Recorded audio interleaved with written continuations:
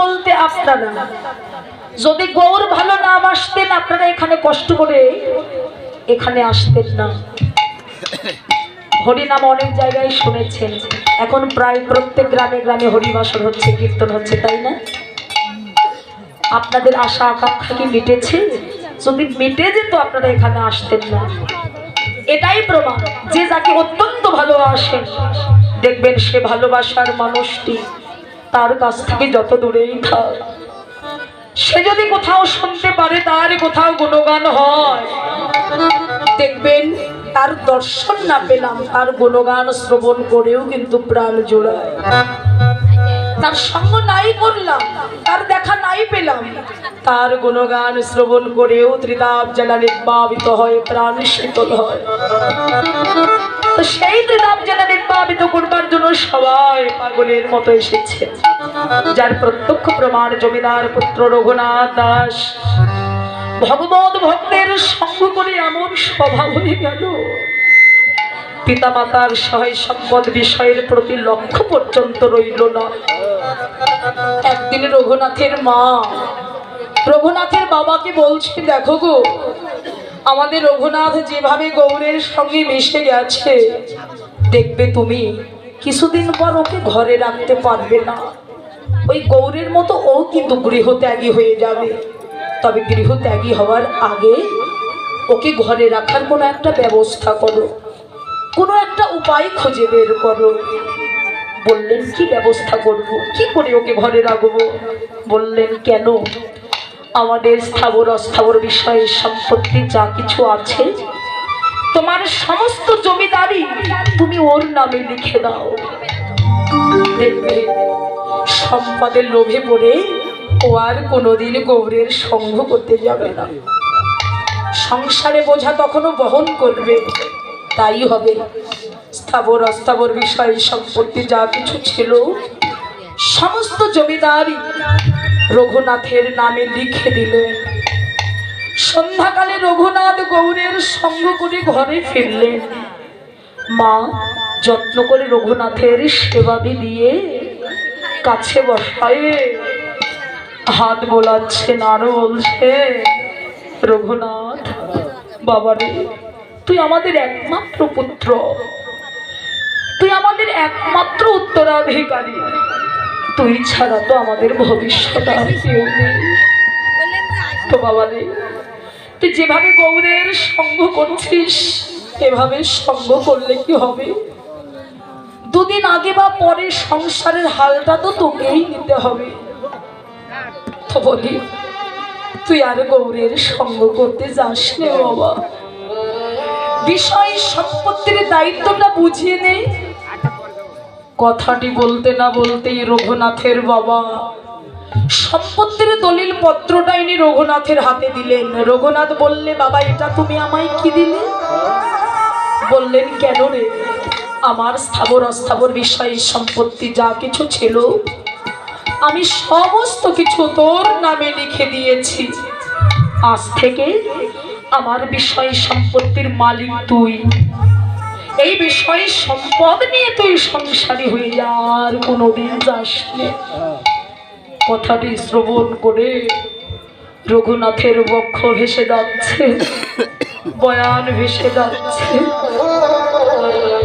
কাঁদতে কাঁদতে বলছে, বাবা মা, এই বিষয় সম্পদ যে তোমরা আমার নামে লিখে দিয়েছ, আমি তো তোমাদের কাছে কোনোদিন অর্থ সম্পদ চাইনি, আমি তো তোমাদের কাছে কোনোদিন ধন সম্পদ চাইনি। এই বিষয় সম্পদের সব কিছু হতে যদি আমাকে বঞ্চিত করো আমার তাতে কোনো দুঃখ নেই, কিন্তু গৌর সঙ্গ থেকে আমাকে বঞ্চিত করো না বাবা। এই বিষয়ে সম্পদ হারিয়ে আমি বাঁচবো, কিন্তু গৌর সঙ্গ হারিয়ে আমি কিছু বাঁচতে পারবো না।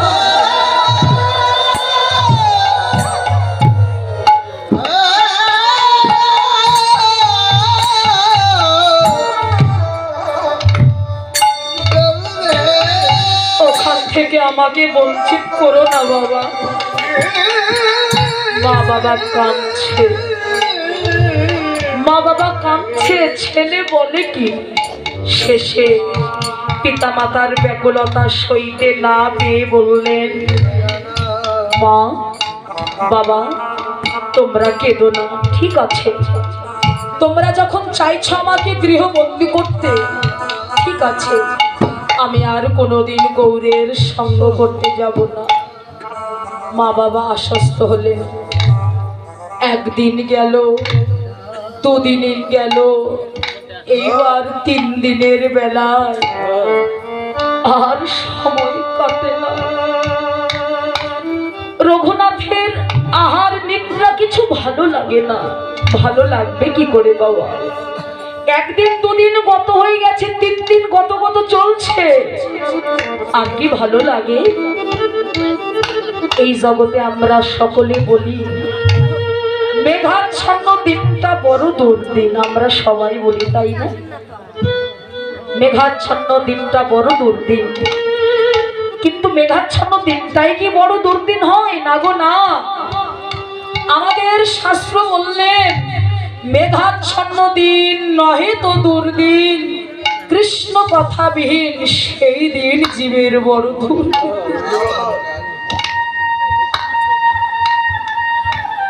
জগতে যারা হরি নামের কাঙাল, যারা কৃষ্ণ নামের কাঙাল, দেখবেন তাদের জীবনে একদিন যদি হরি কথা শ্রবণ স্মরণ যদি না হয়, একদিন যদি ভক্তের সঙ্গ না হয়, তাদের কাছে মনে হয় আমি কতদিন কতকাল ধরে ভক্তের সঙ্গ করি না, কতদিন ধরে ভগবানের লীলা কথা শ্রবণ করতে পারি না।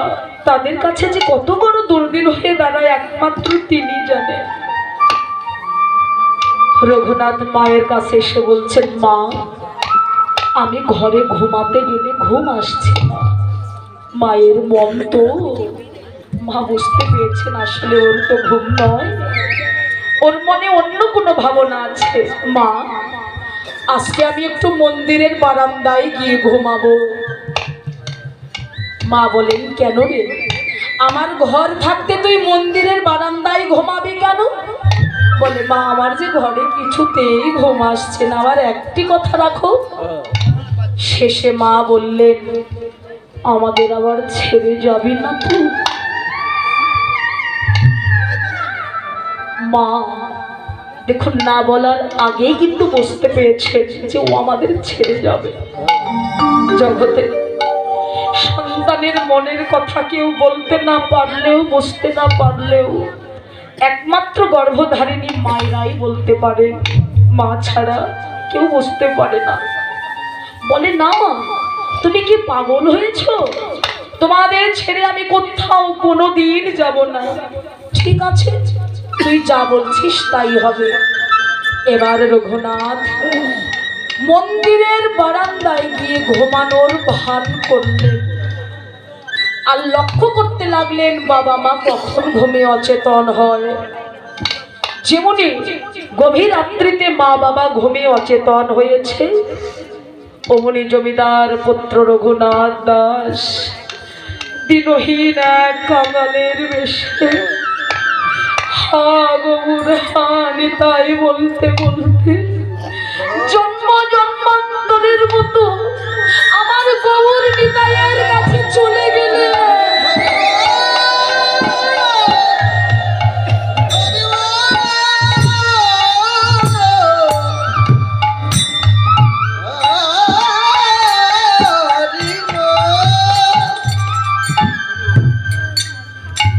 ছুটতে ছুটতে গৌর নিতাইয়ের কাছে পৌঁছে গৌর নিতাইয়ের দুটি চরণ বক্ষ মাঝে জড়িয়ে ধরলে, বক্ষ মাঝে জড়িয়ে ধরে বলেন, ও ভাই গৌর নিতাই, তোমরা আমায় চরণ ছাড়ো, করো